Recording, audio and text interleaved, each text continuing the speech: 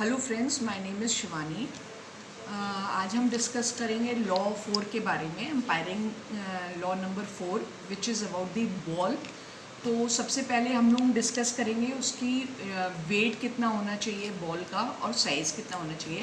तो men's cricket में जो बॉल यूज़ होती है उसका वेट और साइज़ डिफरेंट रहता है वुमेन क्रिकेट से, और भी डिफरेंट रहता है जो जूनियर क्रिकेट जो अंडर 13 होता है उसमें भी जो क्रिकेट खेला जाता है उसकी जो बॉल का साइज़ रहता है और वेट जो रहता है वो डिफरेंट रहता है। तो पहले हम मेंस क्रिकेट की बात करेंगे। तो जो इसमें बॉल रहती है उसका वेट जो होता है it should not be less than 5.5 ounces and it should not be more than 5.75 ounces.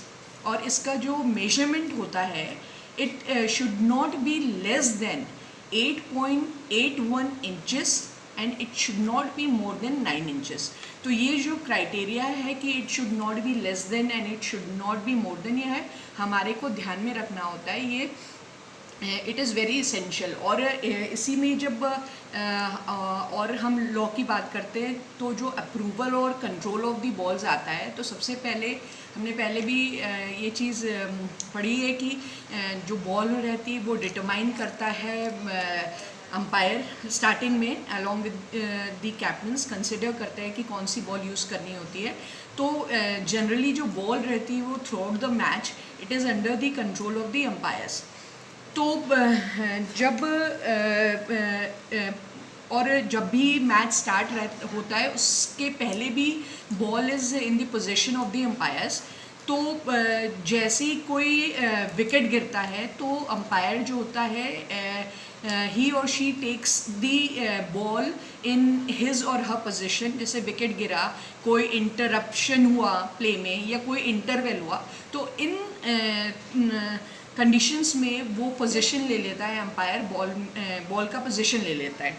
फिर उसके बाद क्या होता है कि जो न्यू बॉल रहती है कि जनरली मैच जो रहता है वो न्यू बॉल से स्टार्ट होता है। तो अगर कोई भी एग्रीमेंट उसके कॉन्ट्रेरी नहीं होता है तो कोई भी कैप्टन जब भी इनिंग स्टार्ट होती है तो he can demand for a new ball. तो अगर ये तो हुआ हमारा वनडे मैच का। अगर हमारा जो मैच है it is of more than one day, तो उसमें क्या होता है एक लिमिटेड ड्यूरेशन के बाद कैप्टन जो होता है वो डिमांड कर सकता है न्यू बॉल के लिए। जैसे 80 ओवर्स हो गए तो he can demand for a new ball. Then the umpire has to give this information to the other umpire, to the batsman and to the scorer. अब क्या होता है कि जब अगर हमारे को बॉल लॉस्ट हो जाती है या हमारी बॉल अनफिट हो जाती है प्ले के लिए, तो जनरली क्या होता है कि जब वो लॉस्ट होती है तो जिस कंडीशन में वो रहती है लॉस्ट होने से पहले, तो जनरली उसी तरह की बॉल से ही उसको रिप्लेस किया जाता है। जो वेयर होता है उसका उसी तरह का ही रहना चाहिए, वैसे ही बॉल से या अनफिट फॉर प्लेयर रहती है तो वैसी ही बॉल से हम उसको रिप्लेस करते हैं। और जो अंपायर रहता है वो इस चीज़ को फील्डिंग कैप्टन को बताता है जब बॉल रिप्लेस होती है, लॉस्ट बॉल या अनफिट फॉर प्ले रहती है, और बैट्समैन को बताता है। फिर उसके बाद जैसे मैंने बताया था कि मेंस क्रिकेट के specifications of the ball different रहते हैं, वुमेन क्रिकेट के डिफरेंट रहते हैं, और जूनियर क्रिकेट के डिफरेंट रहते हैं। जो मैंने पहले स्पेसिफिकेशंस बताए कि उसका सर्कमफ्रेंस 9 इंचेस से ज़्यादा नहीं होना चाहिए और उसका वेट 5.75 आउंसेस से ज़्यादा नहीं होना चाहिए।